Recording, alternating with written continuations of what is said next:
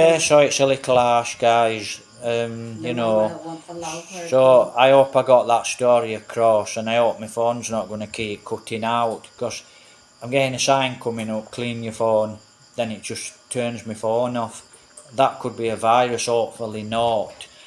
Right, gangs of cavity. Now, I'll actually chart. I might have to clear my cache first, so if my phone goes off, then I'll leave it at that and I'll just start another video tomorrow. So, complications here in the Philippines.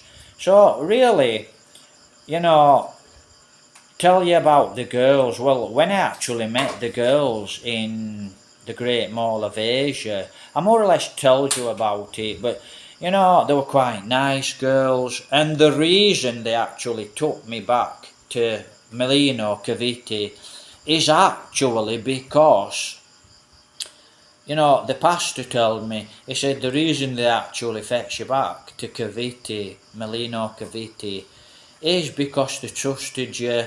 When they started to chat to you, they could feel you were a good person, and that's why they actually fetch me back to Melino Cavite. And like I said, the girlfriend, she didn't stop. She didn't stop with me. She went back home at night. And like I said, the parents are proud of the kids, the daughters, the sons here in the Philippines. Okay. So, what happened? Because Melino Cavite drove me damn wild. I was bored. Really bored. And to the guy in Cavite, I get very bored, yeah. I'd like to be in my own country, start going back to gym, doing some training, working. So I'd like to get more active. So yeah, it drives me crazy. So we're back to Cavite, and what happened actually when I were in Cavite, the girlfriend used to come to the hotel with her friends. So I've got the two friends. One's a girlfriend, so I've got the two girls, and I said, this is driving me damn crazy. I need to leave this place, and I'm ready to leave to go to Mercy and Negros Occidental, Bacoor City, wherever I land. And she didn't want that, so she asked the pastor, where's there a place to walk? And what happened was, now there were a park. So there's a park. So Jollibee's in Molino on the main road, across my hotel, round the corner, on the corner of the garage. Straight up, and you carry on that road, a couple of kilometres, and you come to a park. So you come to this park, and she says, oh, there's a park. Let's go to this park. I says, oh, wow, fantastic. I can go to this park, run around park, walk around park. And I was looking forward to going to this park. So I got to this park, so the tricycle stopped, jeepney stopped. It was a jeepney, not a tricycle. So the jeepney stopped, and we walked right to this park. And we walked to this park, me and the girlfriend, and we walked all the way around this little park, and I thought, is this it? And as I remember, there was some bird aviaries, and I went straight to the bird aviaries, because I like birds of prey. And there were a few birds in there. And then there were some swings. We sat on swings, chatting and having a laugh. And then near the swings, there were a cage.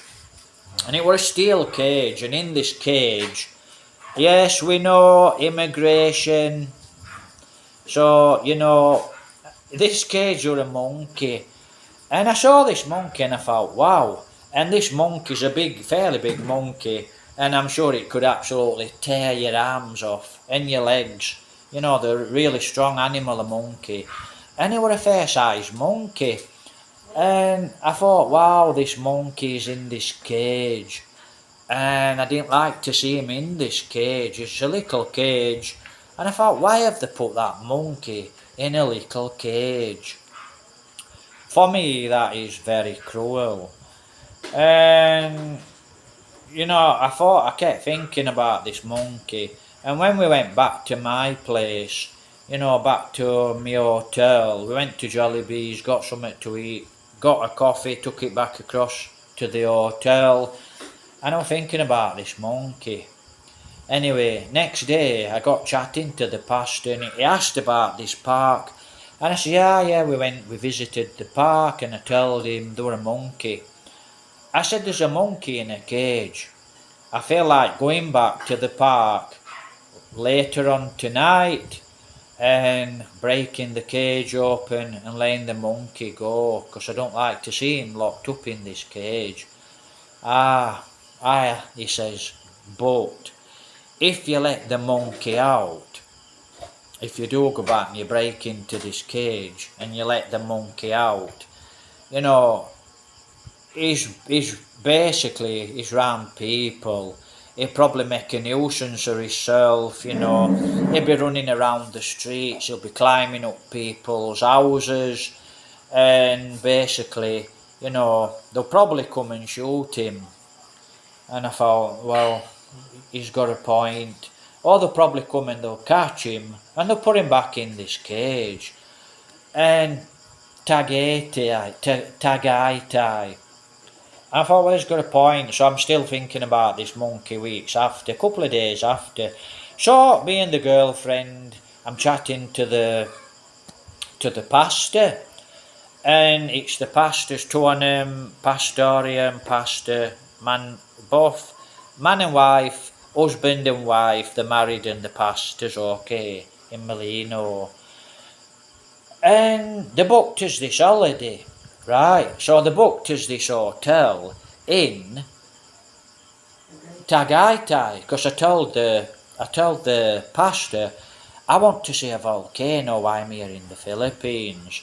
So I went, I'll book you. He said to my girlfriend, I'll book you an hotel. So my girlfriend came next morning, and she used to come about 10 o'clock, 10 o'clock, and she said, oh, the pastor's booked us an hotel. And, you know, obviously I'm paying for it, you know. So he's booked us this hotel, and it's in Tagaitai. So I thought, oh, okay, sounds good to me. So the next day we meet the pastor, and we go down into Cavite, and then we catch a bus, and it takes us to Tagaitai. And when we got to Tagaitai, wow, well, I really like Tagaitai. It's mild, it's beautiful, you can walk for miles, it's really nice. It's not sugarcane fields and vicious dogs everywhere. And, you know, we went in, he went on his motorbike and he followed he followed the bus to Tagaitai. And his lady wife got on the bus with us, and she took us and showed us where to get off. Then they took us to the hotel that they'd booked, and then they went on the way. We said, you know, thanks. No, actually what happened was, we went to Jollibee's and I bought the couple some food. We had some food, went to this hotel, and they came to the hotel with us, as I remember. But they could have gone on the bike, so to speak. But as I remember, they came to the hotel with us. Now, it were a gay hairdresser that owned quite a few rooms in this hotel. Let me move that back. And this gay hairdresser met us there in the hotel, and he took us upstairs. And he took us into this room, and it was quite expensive. I think it was something like 2,838 a night. Wow. You looked out of this window and you looked down into the volcano. Wow, it was unbelievable. It was absolutely beautiful. Really beautiful. And I thought, wow, maybe I'll stop here just for one night so we can see the volcano. And he expected me having this room, and I said, no, can I have a look at the other room? Because they were expensive and I'm on a budget. And he took us and showed us this other room, and I think that were about 1,000 plus, quite a bit. 1,000, might have been 1,500 per night. And at the back you could see a plantation, a banana plantation, and we were at the side of the college. So there's a college, and we were at the side of the college in Tagaitai. and we could see the market, and it were really nice. We'll have this, and I think we stopped there for 5 days, and then we stopped for an extra two because I didn't want to go back to Cavite. Okay, in fact, it might have been a little bit more. So we used to walk around Tagaytay. We go to the market. We get food. We'd walk around. It was really nice to go to. I think it was SM Mall. We went to SM Mall every day, sometimes twice a day. I never got down to the volcano. Big mistake. I would have loved to have gone down to the volcano. Never made it. The girlfriend didn't like to walk, and we just never made it. But I'm sure I'll go back, and I'm sure I'll go down to the volcano because we're on a tight budget.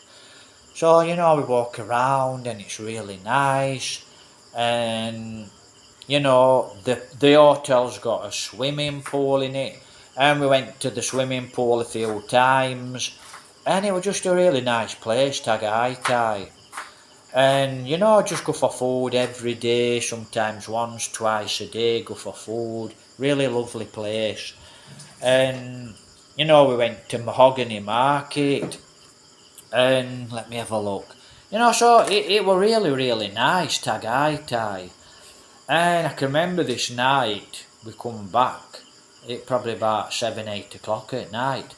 And our hotel, you used to walk past all these places that sell plants, and on this side it was the college, and you could walk through the hotel and up past the college and up past the water station and into the market. Then you'd walk round it. I think it was SM, not IL, and it was quite, like I said, it was a lovely place to be. I love Tagaytay. There's no SM in Tagaytay. It's not an SM? There's no an SM. Well, Jolene said there's no SM. It might have been mall, just mall. It was just a mall, but a really nice mall, and we enjoyed Tagaytay. And there were a lot of new builds, so I said to the girlfriend, we're there 5 days now, and she wanted to go home because she missed her papa, and she said, let's go home. And I said, no, let's stay for another 2 days. And we had a bit of trouble getting in touch with a gay guy, but we managed to get in touch with it weren't a gay guy that were actually taking the money. It was a lady that came, and the lady that came, we gave her the money for an extra 2 or 3 days. And we stopped for an extra 2 or 3 days. So I didn't want to go back to Manila. I didn't want to go back to Cavite. So, that were actually what we did. And we're getting ready to, one night, we're coming back to the hotel. And this big guy walked around the corner, and he looked at us. And it was quite a bad look, and I thought, wow, big guy, bad look. And then same thought went through my head, is this guy safe? What do you do to protect your girlfriend? Well, me personally, I'd fight to the death, and hopefully she run away and she's safe, right? And so, I'm still thinking about this monkey back in the cage in Tagaytay, in Molino, Cavite. And I thought, wow, this is a good place for that monkey.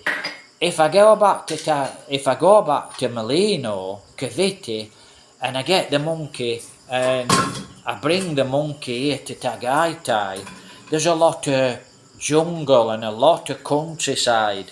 Maybe I could release him here, and there's plenty of bananas, plenty of natural fruit for the monkey. And that's the thought that was going through my head. Bring this monkey where he was safe. And it's strange really. No, I didn't go back, and I didn't break in the pen. And as far as I know, this monkey is probably still in Cavite. And I don't know if he's still alive, but I felt sorry for this monkey. So we're getting ready now to go back to we're getting ready to go back to Melino, Cavite. And what happened is, you know, we went to Mahogany Market. So we went to Mahogany Market.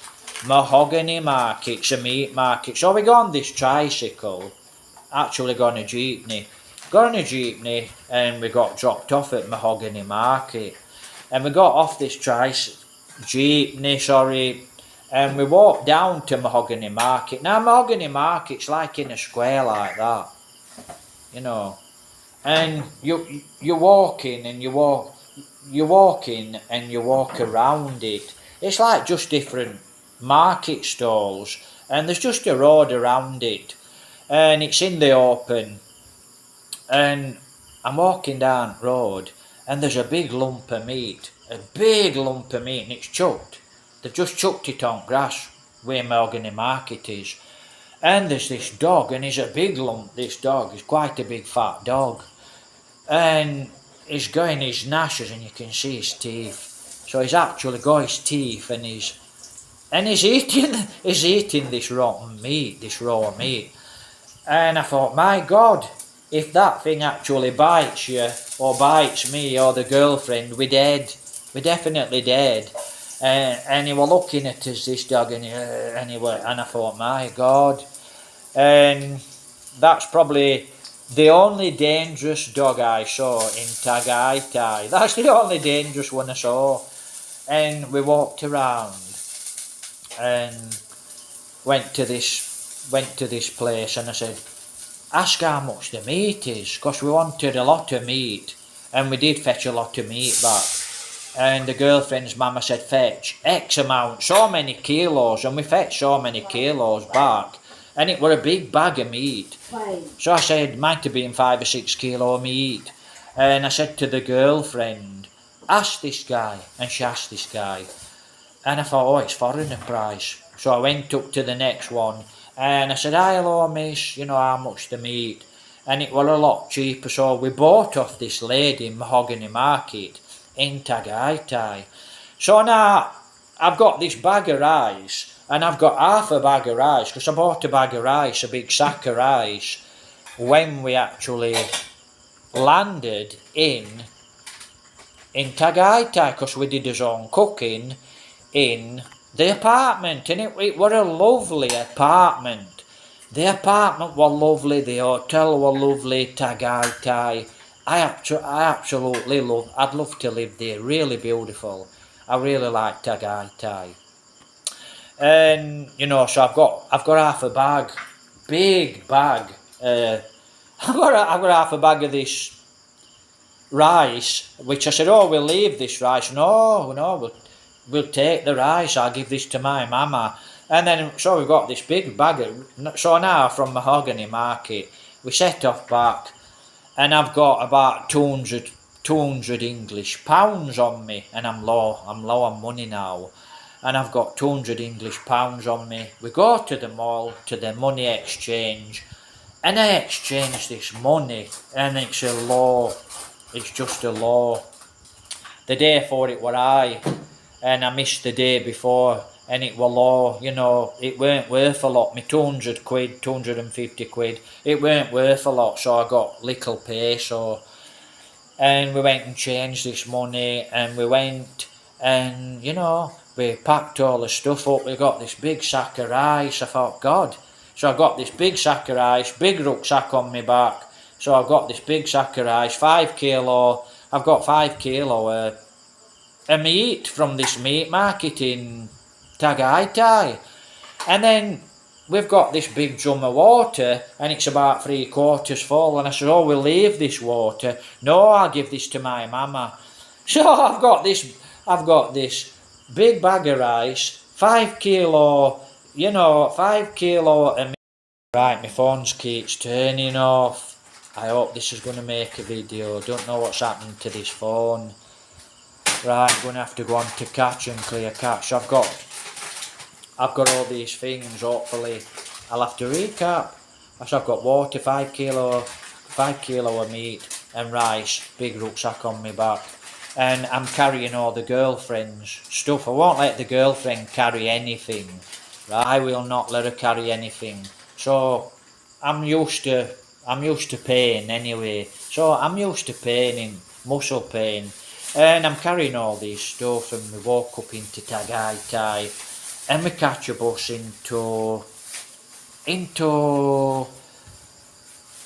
well, it's Cavite, but I don't. It's Cavite, and it's near Ayala Mall. So we catch this bus into my Ayala Mall, and there's kids there, begging for money, and I give them a little bit of money, and then we jump on this jeepney and we go into Cavite Molino, and then I have to go and book this hotel again, right? So I have to go and book this hotel again. We go